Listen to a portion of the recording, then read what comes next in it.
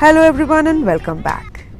In my last vacation vlog, when I said that I included some shopping in my vacation planning, I really meant that. And with planned shopping, I meant it was quite a calculative decision in terms of what was needed, especially from the city. Although a lot of things were also available online, but I decided to wait up and add them into my Kochi shopping instead.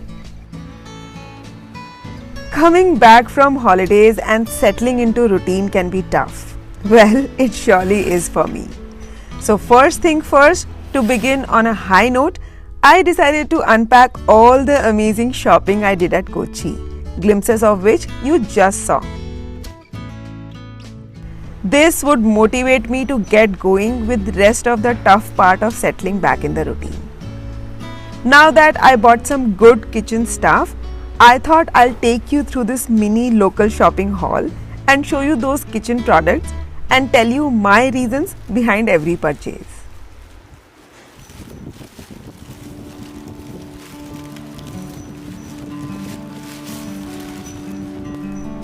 In one of my previous videos, I had asked the review of a stone mortar and pestle, and after hearing so many good reviews from you all, I bought one for myself. Steel ones rust very quickly and the marble ones also chip during the strong beating. But a stone mortar and pestle creates better friction and grinds the food well without any such issues. And therefore, this actually was my very first purchase there. This one was in 2 shades and so I immediately fell in love with it. Not sure how long the color will last though, but I guess a few washes will answer that.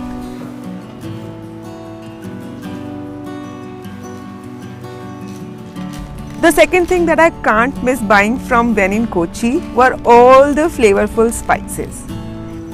As you are aware, the Malabar coast has been famous for its spices since centuries. The best part was that I could choose the quantity as per my need. With the aroma of these spices, I could not stop myself from picking a variety of spices but in smaller quantities. I picked up a few black sesame seeds and white peppercorns for my salads as well. But the best and very exciting were these different flavored salts. I tasted the black salt there and oh my god, I could immediately feel the difference. The best buy, I'll say, and I can't wait to use them in my food for the coming videos. Next, I went to one kitchen accessories shop and bought this mini idli making plate. I was not really getting a single separate mini idli plate, and the moment I saw it, I knew I wanted to have it. Mini idlis make good tiffin options or even snacks when guests are coming in. It can very well fit into my existing idli mold, and now I can have different sizes of idli in one go.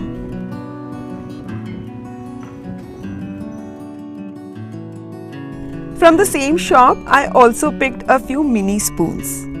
My love for wooden tableware is eternal, so I picked them without giving a second thought.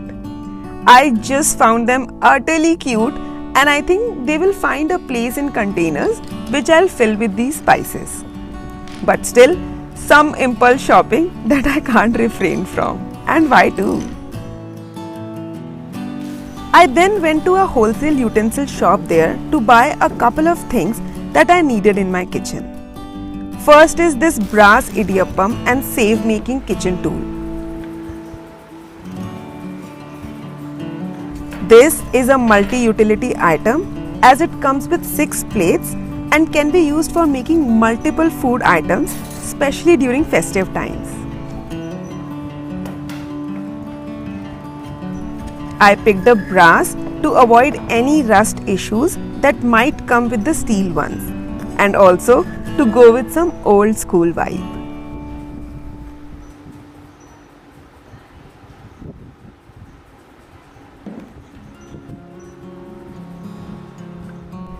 The other thing that I was looking for was a single wood chopping board. The bamboo ones with multiple joints open up after a few uses. My current one is showing the same problem, and so I thought of looking for a replacement. I found one in that shop at quite a reasonable price, which the shopkeeper claimed to be very good, and so picked it up hoping that it would really last me for long.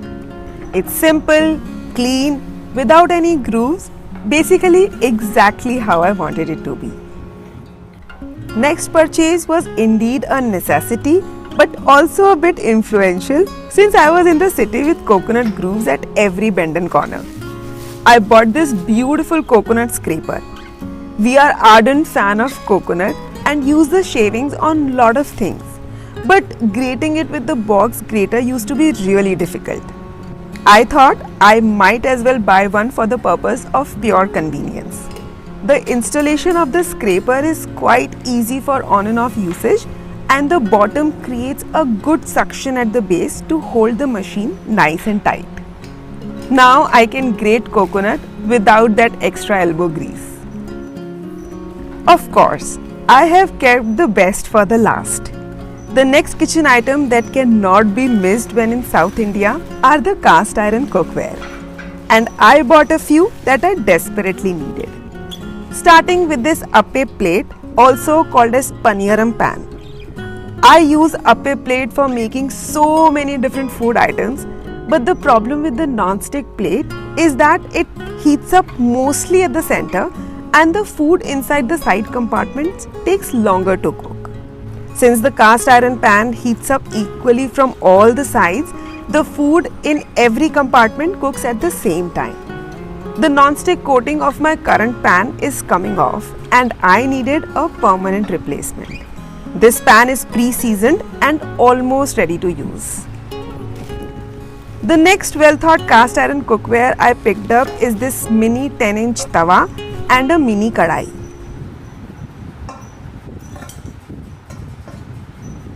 These two are not seasoned, and so I'll show you all the seasoning process while also telling you the reason behind these purchases. I have been saving for this shopping since last month and had also done some online market research beforehand. So basically, I knew exactly what I wanted to buy and from where I wanted to buy. This little planning gave me enough time to pick everything that I wished for. Seasoning a cast iron cookware for the first time takes a bit of an effort as the cookware is coated with a lot of rust and iron deposits. So I will first start by cleaning the cookware well with the dishwashing liquid and make sure that all the metal powder, wax and other layers are removed properly. It's just the first time scoring that needs your elbow grease and a bit of extra rubbing and scrubbing.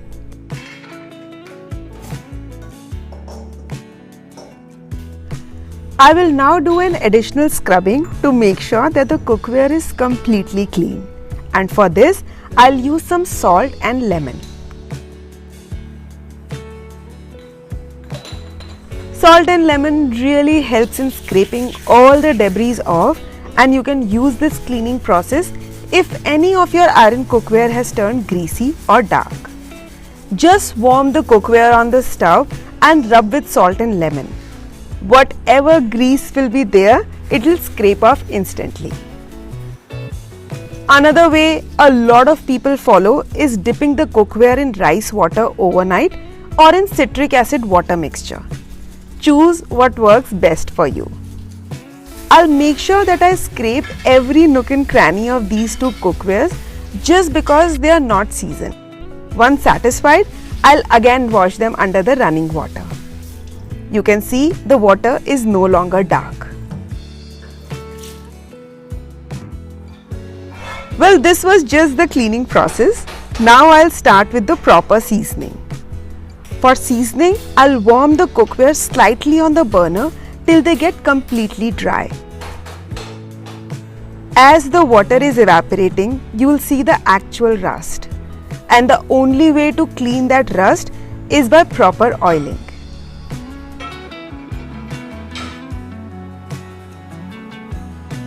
Doing this while the cookware is slightly hot helps the oil to remove the rust from the cookware and seep into the pores of cookware to create a protective non-stick coating. I'll make sure to smear the oil on the entire cookware, be it top or bottom. And I'll repeat the same oiling process with the kadhai now. Once the cookware is properly oiled, I will then put them on the stove top till smokes come out. This helps in removing the rancid smell of oil from the cookware. Primary reason behind purchasing these cookwares was, of course, that they were just so reasonable because of the fact that they get manufactured in the nearby territory. So while I was there, it made complete sense to pick the items from the place of their origin. Another reason was to buy something local. Buying goods from local markets, especially during travel, really helps the local merchants to make some good money. While these things are available online as well, but this very thought pushed me to make a few purchases offline as well, especially because I was already there. Lastly, after seeing those delicious appams in the hotel, I was convinced to buy an appam patra. But then it would have met the purpose of just one dish. So after analyzing a bit, I decided to buy this small kadhai to meet multiple purposes. Number 1, of course, I can still make appam in this kadhai, only that it has a bit extra depth, which according to me looks even better. Number 2, the kadhai will be perfect for deep frying items to use less oil. And lastly, number 3, this size and depth is sufficient enough to make less quantity food items whenever required. At the end, when the seasoning process is complete, I'll cook some onions with some extra oil in this kadhai and use onion top to smear the oil on the tawa.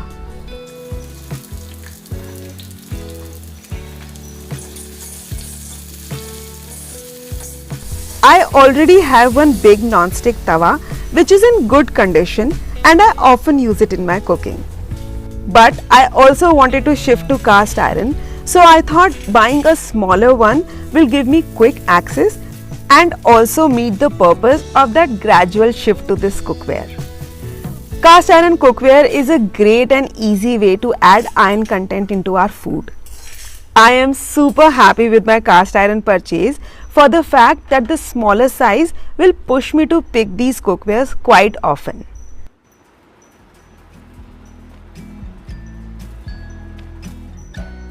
Both the cookwares are now ready to use and it's lunchtime. So I'll quickly make my lunch in the same cookware today as I can't wait to start using them. Since I and kids are just back from our long holiday, I am yet to refill the fridge, so I decided to go easy and make aloo pyaz shimla mirch ki sabzi with piping hot parathas.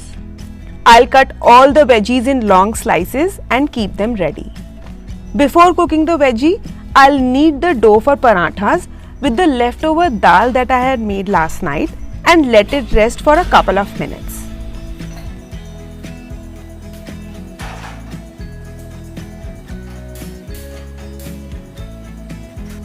In the kadhai, I'll add mustard oil and let jeera and ajwain crackle.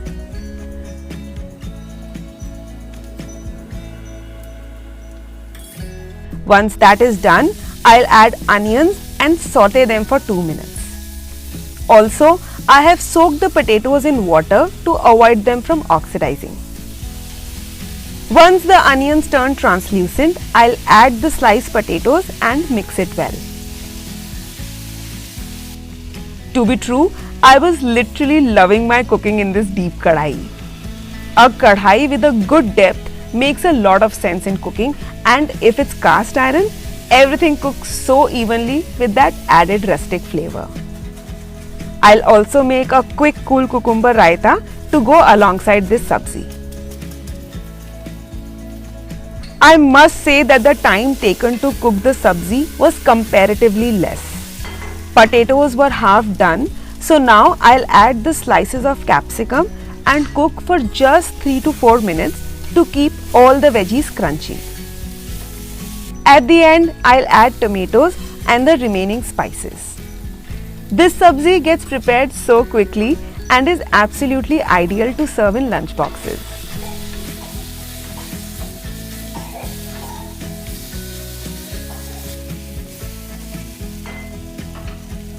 After 2 minutes, and I will shut the stove before adding coriander, as the cast iron remains hot for longer, and so the veggies will cook in the remaining heat of the kadhai. In a meanwhile, I'll finish the raita by adding the Raita Masala.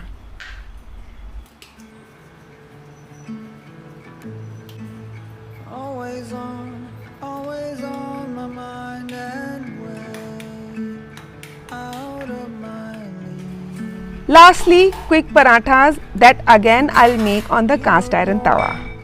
The more we use the cast iron, the better it gets seasoned, and with the regular use, it actually starts acting like a non-stick cookware. The idea is exactly the same, especially for the kadhai to make delicious appams. Oh, that really made me miss my latest vacation. By the way, are you also shape conscious while making parathas? I'm talking about the paratha shapes. I don't know, but with me, plain parathas has to be triangle because they just remind me of my lunchbox. Sabzi is now perfectly cooked and I am in love with my new kadai. I know I have said this before, but I really can't contain the happiness. All the effort of seasoning was so worth it. The lunch plate was looking and feeling exciting. Similarly, parathas came out amazingly crisp, and the last thing left in the plate was the salad.